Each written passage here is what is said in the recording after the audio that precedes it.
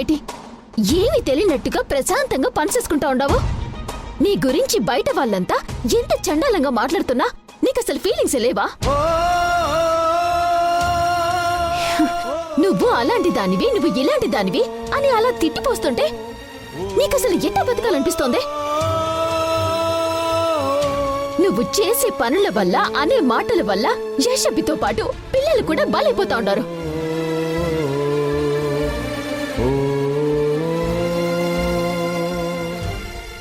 ఆ పసి హృదయాలు ఎంత బాధపడుతూ ఉంటాయో నీకేం తెలుసు?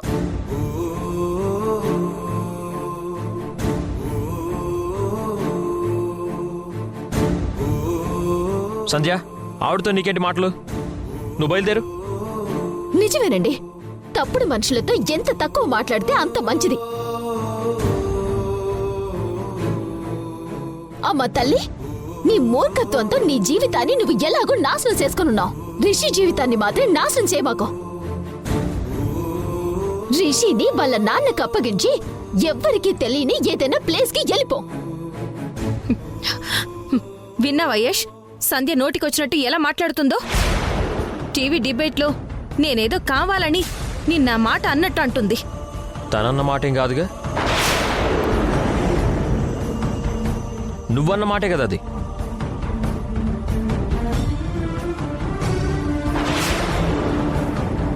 పిల్లలు నాకు పుట్టలేదు అని లైవ్ ప్రోగ్రాంలో పబ్లిక్గా చెప్పావు. దానివల్ల నా పరువు, మర్యాద అన్నీ పోయాయి.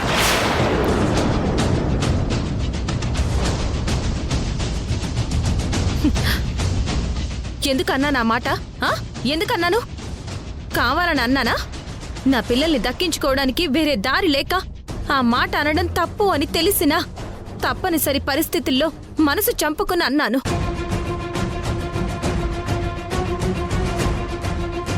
అలా నేను అనే పరిస్థితి తీసుకొచ్చింది ఎవరు? మీరే కదా.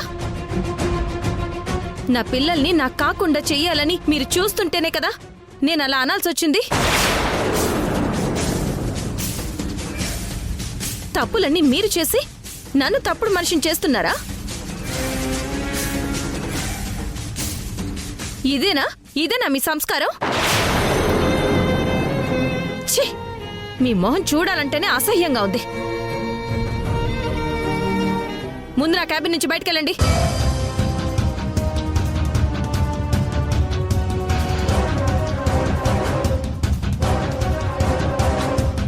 వెళ్ళండి.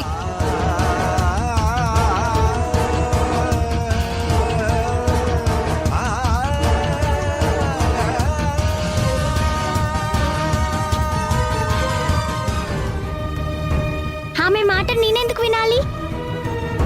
మీ అమ్మ మంచిది కాదని నేను చెప్తున్నాను కదా, నువ్వు వింటున్నావా?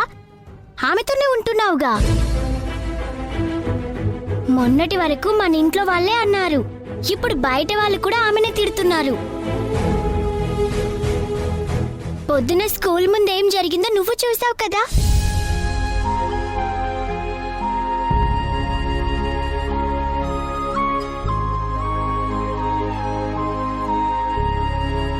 అలాంటి బ్యాడ్ మమ్మీ దగ్గర నువ్వు ఉంటున్నావు కాబట్టే నీ మాట నేను వినదలుచుకోలేదు.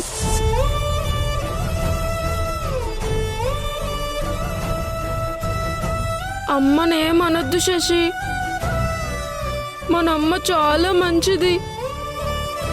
అమ్మ ఏం చేసినా ఏం చెప్పినా మన మంచి గురించి ఆలోచించి చెప్తుంది. అయితే మీ అమ్మ చెప్పినట్టే ఆడుకోపో. నాతో ఎందుకు మాట్లాడుతున్నావు? వెళ్ళు.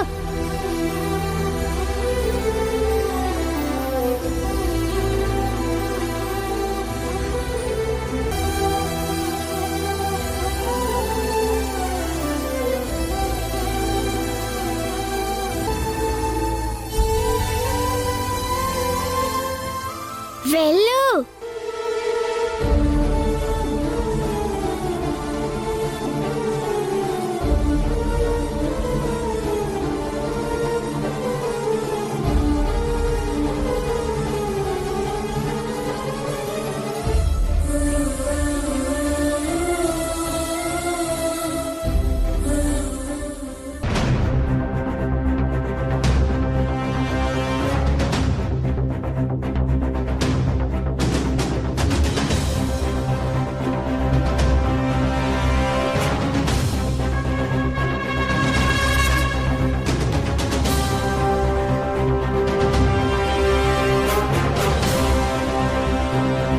శశి ఏమైందమ్మా ఎందుకంత డల్గా ఉన్నావు?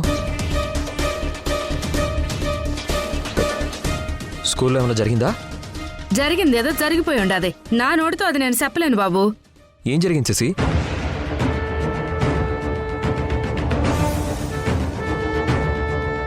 మిమ్మల్ని అడుగుతుంది, చెప్పండి. శశిని స్కూల్లో దించడానికి వెళ్ళాను బాబు. అప్పుడు అక్కడ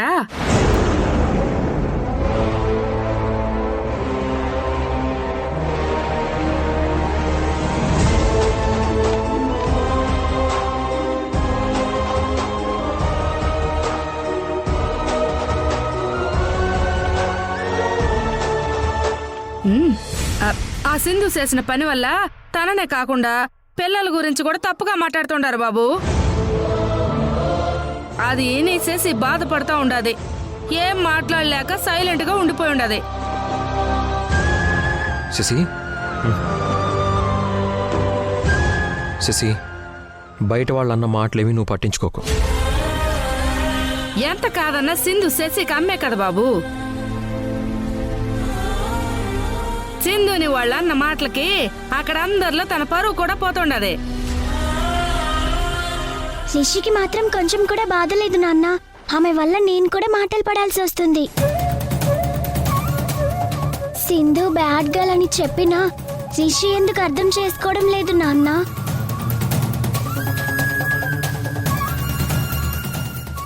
అసలు రిషి అలాంటి అమ్మతో ఎలా ఉంటున్నాడు? నాన్న, రిషిని త్వరగా ఆమె దగ్గర నుంచి తీసుకొచ్చాయి నాన్న. రిషి అక్కడ వద్దు నాన్న, ప్లీజ్ నాన్న, ప్లీజ్ ప్లీజ్ నాన్న, ప్లీజ్.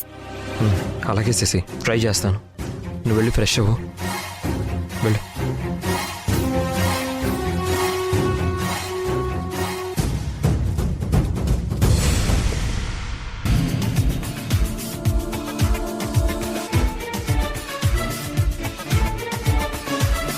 రిషిని వీలైనంత త్వరగా ఈ ఇంటికి తీసుకురావాలి. అందుకు ఏదైనా చేయండి లాయర్ గారు.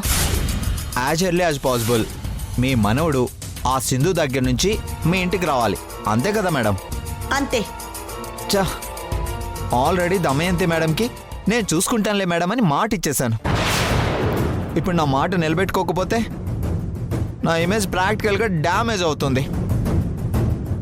రిషి నాతో పాటు ఆ ఇంటికి తీసుకువెళ్ళాలి అంటే సింధు ఒప్పుకోవాలి. సింధుని ఎలా ఒప్పించాలి?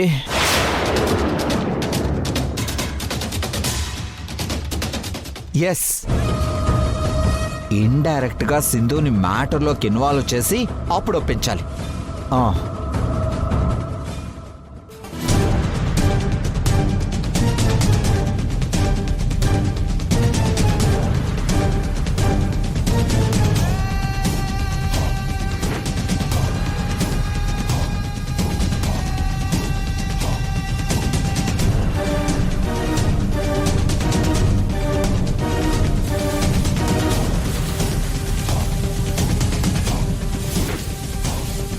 ప్రాక్టికల్ ప్రసాద్, ఇక్కడ రెచ్చిపో. నీ మాటలకి సింధు మెల్ట్ అయిపోవాలంతే.